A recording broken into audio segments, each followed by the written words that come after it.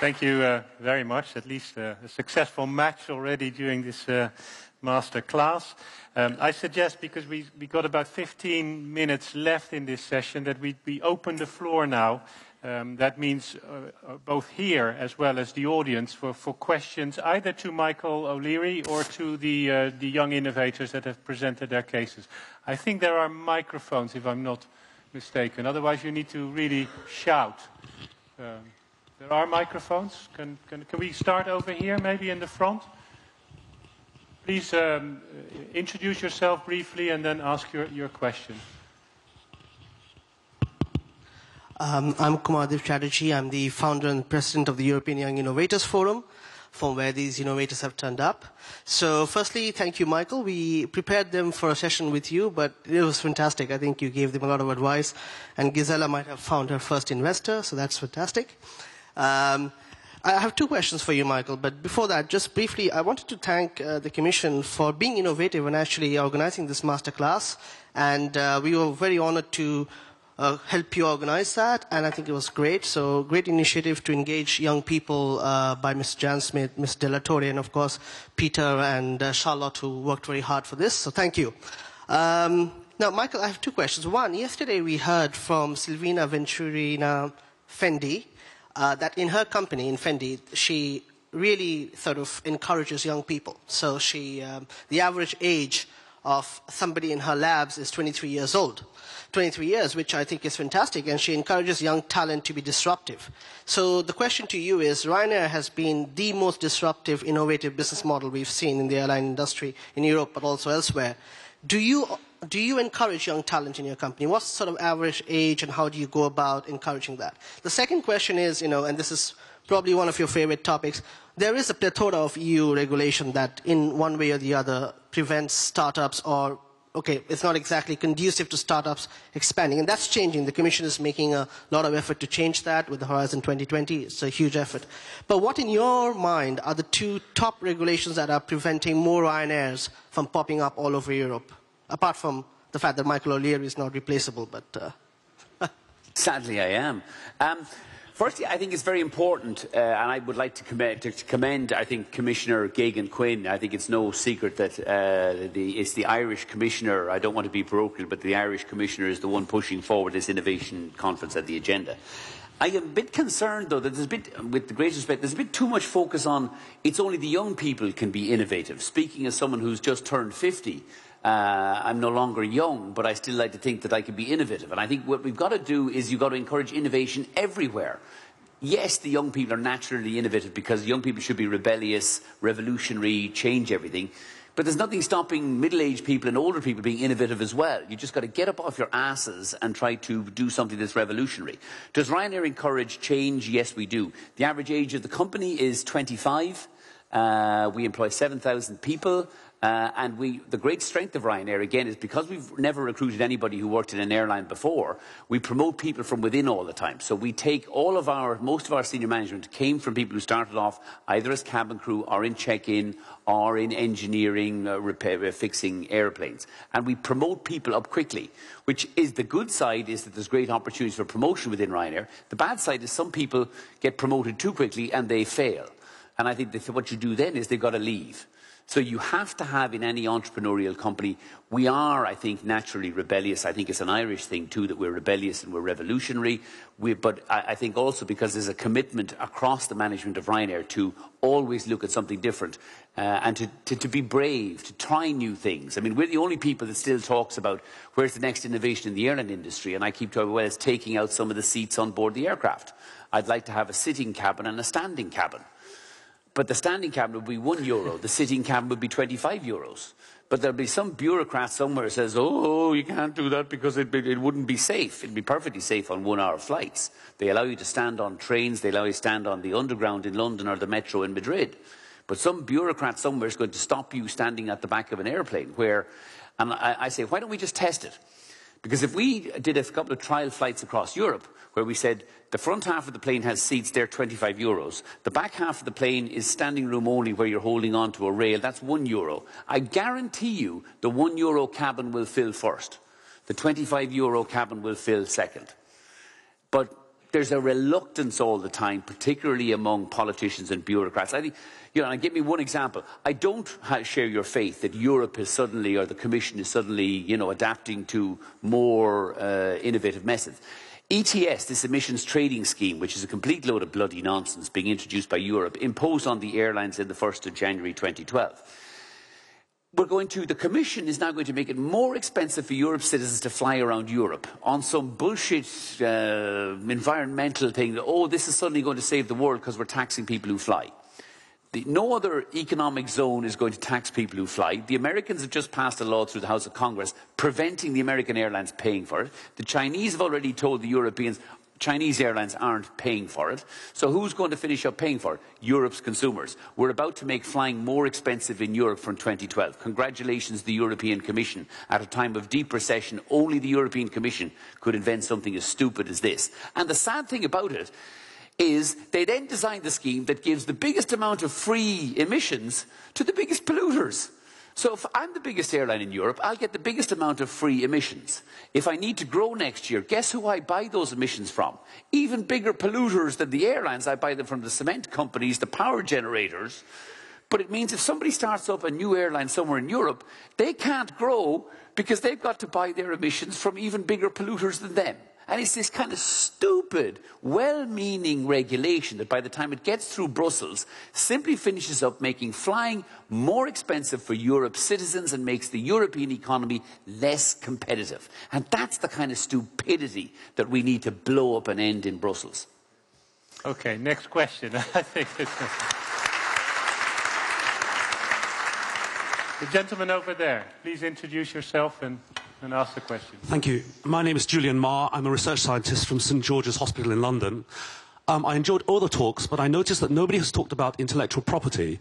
And I'd like to ask Mr. O'Leary what he feels about the patent system as it stands, whether you think it encourages or discourages innovation. Funnily enough, I'm a supporter generally of the patent system. I do think it encourages innovation. I do think particularly the cost to the innovation in the areas like medicine and science and research, we have to fund science and research. And I haven't yet come across a better system of doing that than the patent system. So I actually am a supporter of that system. I do believe that the people, the really committed scientists and the researchers and the people doing that kind of cutting-edge technology, Alex, for example, delivering the cell membrane system. I think Maria as well, which is a kind of I worry about her business model in, because the problem for Maria in digitizing art is how do you, keep the company, or how do you sustain a company like that, a young, valuable, innovative company, from some bloody monster like Google coming along and just smashing up the business model. So I think the patent system is a very valuable system. I do think it encourages that investment in research and R&D, and we have, if we're going to continue to be innovative, invest in research and R&D. Just to remind that for a generation... I think that was such a good question, by the way. You deserve a copy of the free...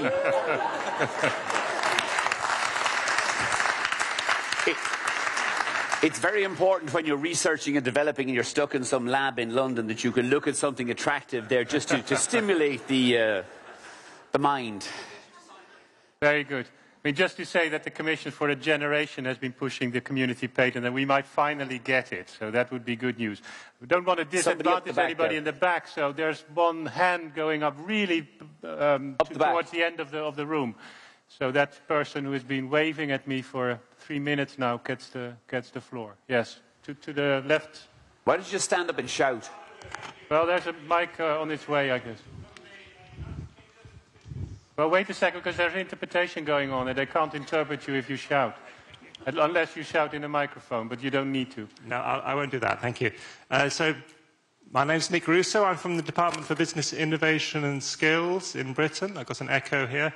My question is about the experience of young people starting up in business and the phenomenon of people selling out. I'm really interested to know more about what Michael O'Leary thinks might help to counter that, what support the young people feel they would benefit from that would encourage them to carry on towards growth and to running the kind of thing like Ryanair themselves, rather than looking for someone else to take it on, and whether we can do more within Europe as against encouraging American investors to come over. This is a real challenge. I mean, I think that every innovator or every new business startup, it will face this. It's the biggest challenge these 4 individuals will face. And I think it'll come quite early in their business lives. When somebody, if you develop a successful business, you develop a successful product, do you sell out or do you refuse to sell out? I mean, I think one of the things we have to make it the way to encourage people to continue to run their own businesses is, you know, we need to make the tax system that it rewards more that entrepreneurial culture and maybe penalises more selling out to, you know, the Americans or to the big European brands. You know, do you increase the rate, the profits tax when you sell a business? But on the other hand, do you make it somehow, if you're setting up your own company, how do we make it more, use the tax system, I think, to encourage people, make it, you know, they have a lower rate of personal tax on the money they draw from the company or something like that. I think we need to make bigger incentives for people, and I think you use the tax system to create bigger incentives for people to stay with their own businesses. And on the other hand, I'd make a slightly bigger penalty on people selling out, but that would be my personal view. I'd be more interested in each of the 4, asking each of them, Alex, Maria, Christoph and Giselle, how do you feel at the moment if somebody came along, you know, the Googles or, I don't know, Nestle comes along to Christoph and says, this is great technology, we want to pay you 100 million. What would your disposition be to each of you when you face that challenge? Yes, hello? Yes, this is a question you have to ask yourself all the time. Knowing the projects with the States, we had phone calls from the States, from companies. They called me, Mr. Van Steen, yes, speaking, we want to buy you. Hello? This kind of phone calls you get. But then you have to think, what do I want in the future? Do you want money? Okay, you think about it. Do you want to develop something, to be proud of your product? Don't do it. One thing is that if you're a small company and you have to sell to the armed forces or to big companies, then sometimes it's very difficult. Not because you have a very good product. We are the only one patented product in the world. But you're not strong enough. You need certifications we don't have on this moment. We need to pay advanced payments, which is difficult if the amount is big. And then maybe selling a part of your shares to a bigger entity is worthwhile for the company. So it depends on each case, I think. Maria, how do you think you'd feel? Google come along and offer you 100 million. I don't think they will, actually, because... and it's a good thing, actually. I don't want to sell anyway. But this technology exists already. Autodesk has it as well. So it's not a matter of the technology itself. It's what value you bring to it, how you use it in the market, because the market for this is empty. There are infinite possibilities of using it. So there is room for everyone, I believe, right now. Alex? Well, I think in our field, biotech, it's quite hard to stay alive as a small company. So I guess the answer would be sell. But I don't know. Let's see what will happen. Hopefully, I think the nature of your business is you sell and start again and sell again and start again and sell again and start again. Yeah. And Giselle, you'll be selling to me by lunchtime today. You will. Okay. No, we all love money. That's a fact. But I believe it's more about the individual. In 50 years, for example, or in 30 years, how would I feel about if I thought about I sold my idea? It's more about what you want to achieve as an individual, and about your personal feeling about it. It's my idea. I don't want to sell it. It's Good. mine. I want to work on it and be proud of it. Good. That's the way you'll succeed. Very good. Well, We're going into the microphone. coffee break, but we will take 2 more questions. How many kind of questions are there? There are 3. Let's take 3 more questions. That's okay with you, Michael, and with the audience? Sure. First question over there. Carlos from an industry association in the high-tech industry. I would like to have your thoughts if there is a gap between the people in Brussels who are making these regulations and packages and the real entrepreneurs. I think maybe Gerhard de Graaf can tell us, you know, the people who work for DG Enterprise and Industry, are these people who have experience in industry and with business? Those working at DG Research, how many of those are researchers, have experience with that? And how should we tackle, is there a gap, how should we tackle the gap? Is it in the personnel selection at that stage? Is it by bringing more industry together with the Commission and the public authorities in general? So that's my question. Is there a gap, and if yes, how could we address it? Yeah, I think there's an enormous gap. And the problem is that entrepreneurs very rarely come to Brussels. Whereas the vested interests live in Brussels. The unions, the flag carrier airlines have all the representation. They're always meeting people in Brussels. So all that Brussels get is the ideas from, you know, the vested interests of producers, which is why you get all this kind of crappy regulation that increase costs for Europe's consumers. Why is Silicon Valley in the USA? Why haven't we got a Silicon Valley in Europe? With all the great minds we have in Europe, why haven't we created that kind of culture? And I think, you know, I'm a great fan of Europe. I'm a great believer in the European project, but I'm a great believer in the European project as a single market. And I think what the problem with the people in Brussels is they've lost that focus on how we make a single market, how we remove regulation, how we promote competition between Europe, and also make Europe more competitive with the other economic blocs in the world.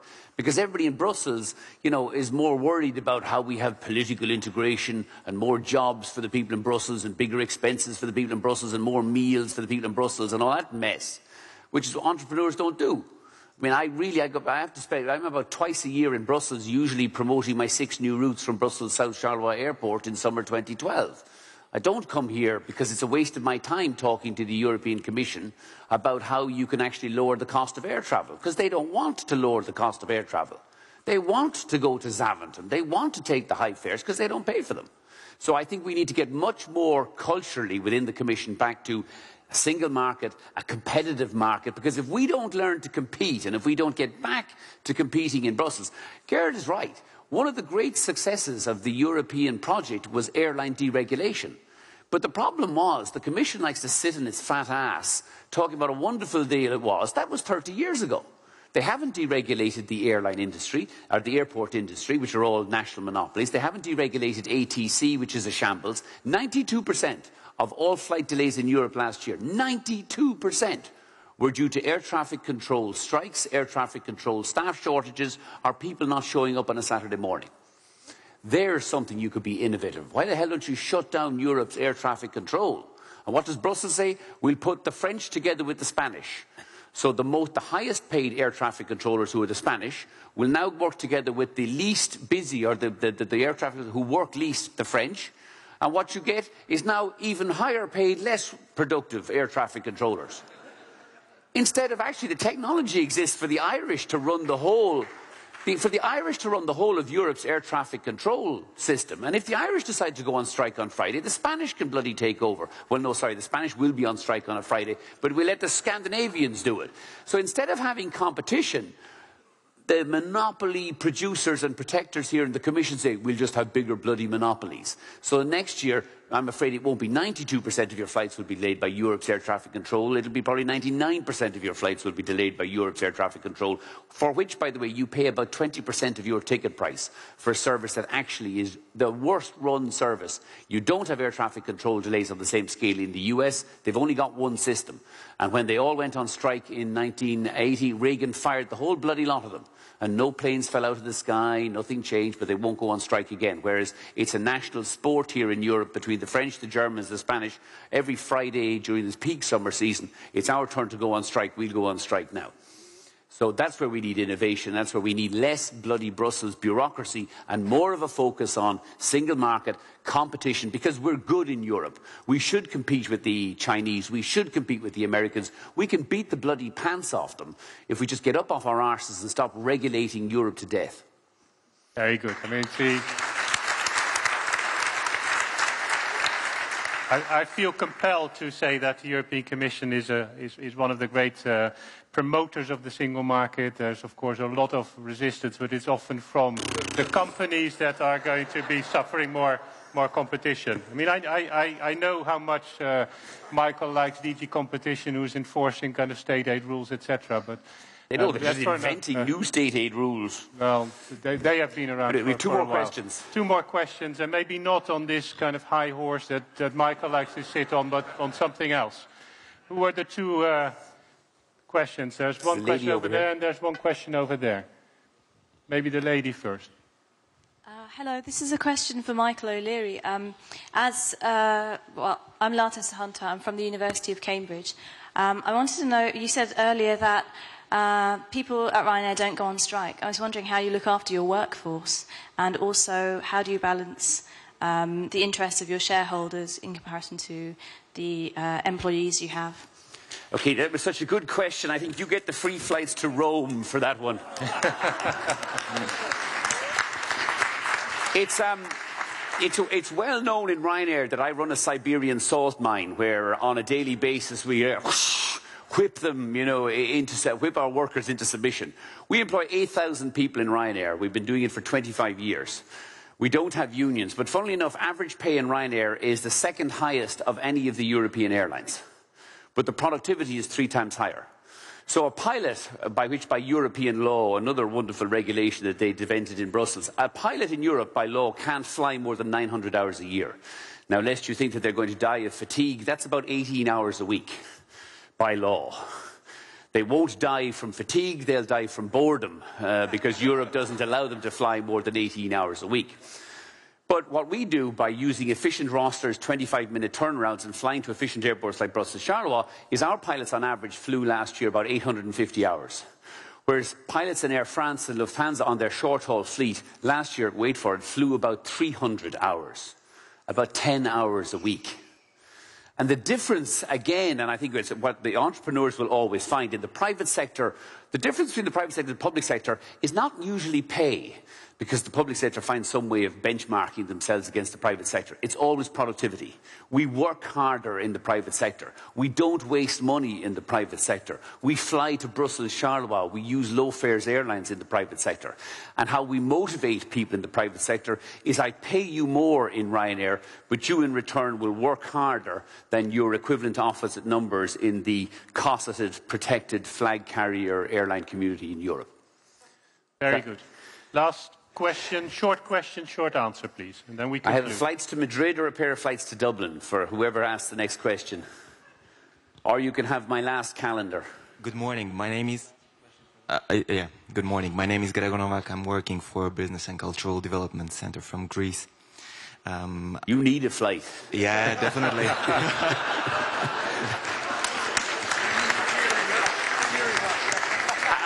I think because he's from Greece, we'll give him the charity calendar and the flights to Madrid. Cheers, Michael.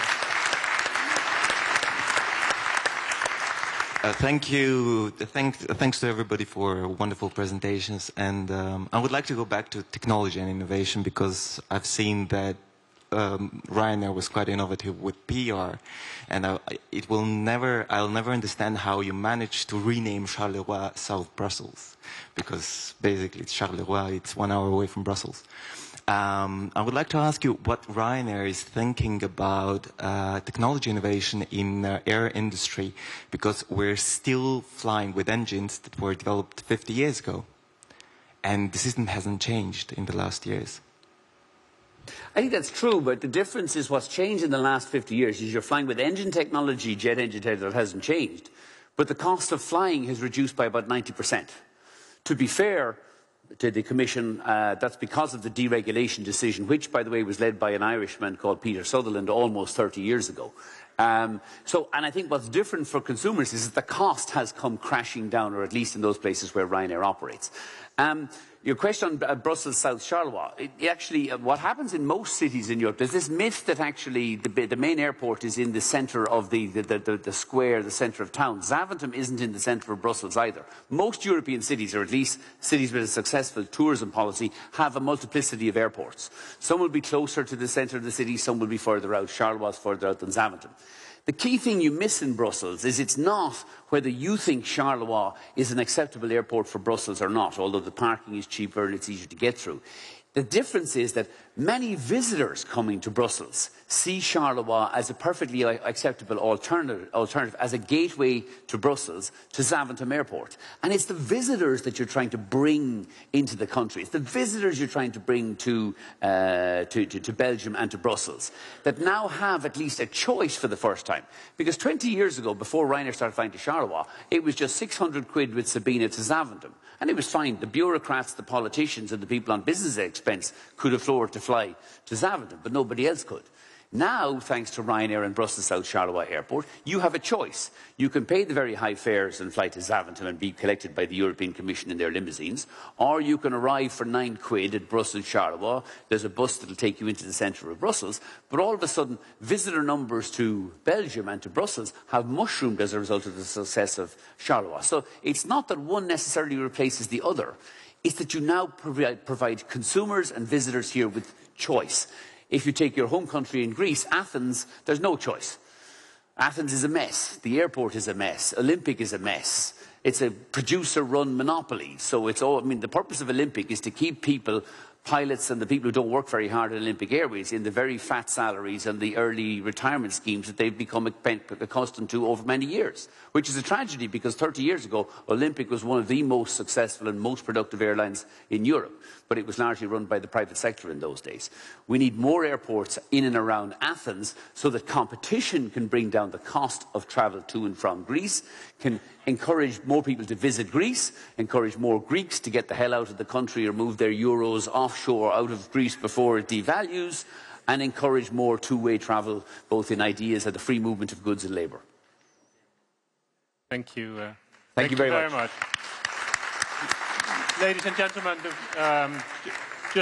we're concluding this master class now. I think it was a lot of fun. I mean, Michael promised a lot of fun, and I think we got it. I think he earned himself also a place at next year's Innovation Convention. So as far as I'm concerned, he'll be here again soon.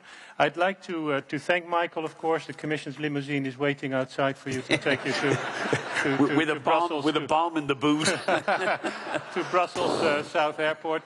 I'd like to thank our protagonists, Alexander, Maria, Christophe and Gisela for their excellent presentation. Wish them a lot of success as they grow their business, and we will hear from them certainly in the near future. So thank you, thanks to the interpreters, and I wish you a very good continuation of the day. Well done.